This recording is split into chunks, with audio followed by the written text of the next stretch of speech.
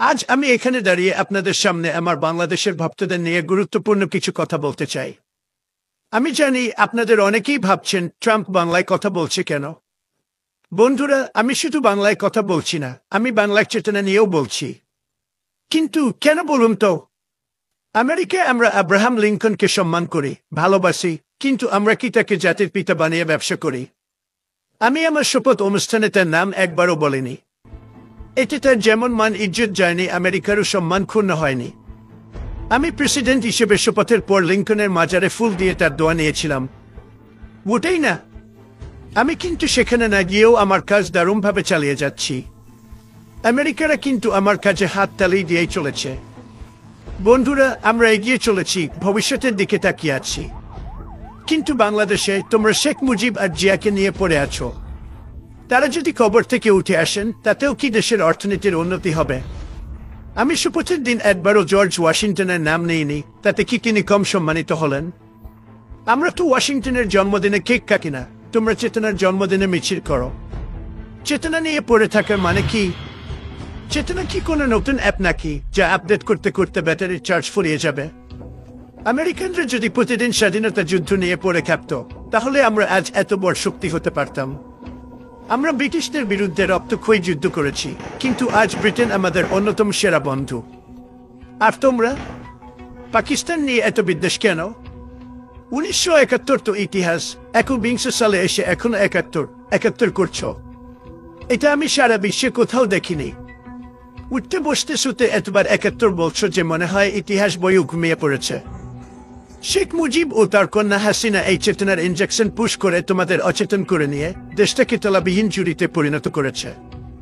সেই চেতনার ব্যবসা আবার ঘুরে দাঁড়াতে শুরু করেছে আরেকটি দলের হাত ধরে। আমার অনুরোধ, চেতনার ব্যবসাকে শেয়ার বাজারে ওপেন করে দাও। ইলন মাস্ককে সাথে নিয়ে আমিও কিছু চেতনার শেয়ার কিনতে চাই। এক পক্ষ বলে মুজিব না থাকলে দেশ শেষ, আরেক পক্ষ বলে বিএনপি না থাকলে গণতন্ত্র শেষ। এই ব্যবসা কতদিন চলবে? চেতনা কি সেরা হিট গান নাকি যে বারবার রিমিক্স হচ্ছে? আর বলো তো, আমরা কি কানাডাকে আমাদের সমুদ্রবন্দর ব্যবহারের অনুমতি দিয়েছি বিনামূল্যে? একদমই না। আর তোমরা কি করছো? চট্টগ্রাম আর মোংলাপুর ভারতের হাতে তুলে দিয়ে বলছো আমরা 197 এর ঋণ শোধ করছি। বন্ধুরা, ব্যবসা ব্যবসার মতো করো, দান খরাতের মতো না। শেখ হাসিনা পালিয়ে গেলে চেতনার ব্যবসায় বিফল হয়ে ওই একই চেতনার ব্যবসা এখন যারা করতে চাচ্ছ, তাদের ভবিষ্যৎ কি হবে জান? বন্ধুরা, তাদের পরিণতি হবে ঠিক সেই শাসক নেপোলিয়নের মতো। শেষ পর্যন্ত নির্বাসনে জীবন কাটাতে হবে। কিন্তু পার্থক্য হলো, নেপোলিয়নের ছিল সামরিক প্রতিভা, আর চেতনার ব্যবসায়ীদের আছে শুধু ফাঁকা বলে। বন্ধুরা, চেতনা শুধু একটা লুটপাটের হাতিয়ার। চেতনা তোমাদের অচেতন করে সর্বশান্ত করার টুলস। তোমাদের নেতারা এই চেতনার মাধ্যমে বিদেশে হাজার হাজার কোটি টাকা পাচার করেছে, আর তোমরা বসে বসে তাদের আঙ্গুল চুষেছ। এই চেতনার দোহাই দিয়ে তোমাদের নেতারা নিজেদের জন্য বিলাসবহুল বেগম পাড়া বানিয়ে নিয়েছে, আর তোমাদের জন্য বানিয়ে রেখেছে মহাখালীর বস্তি। বন্ধুরা, তোমরা শুধু চেতনা নিয়ে ব্যস্ত, কিন্তু দেশ চলবে কিভাবে? সড়ক মহাসড়ক তো ভারতের জন্য ফ্রি খুলে দিচ্ছ, অথচ নিজের দেশে মানুষ ঘন্টার পর ঘন্টা জ্যামে বসে থাকে। ট্রাম্প এটা পছন্দ করে না। আমেরিকায় যদি এমন হতো, আমি নিজেই রাস্তার ধারে দাঁড়িয়ে ট্রাফিক সামলাতাম। তাই আমি বলছি, বন্ধুরা, একটু বাস্তব হও। 71কে সম্মান দাও, কিন্তু 2025 নিয়ে ভাবো।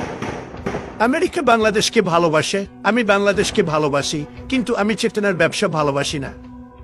তোমাদের চেতনার দোকানে ডিসকাউন্ট দিলেও আমি কিনব না। ধন্যবাদ।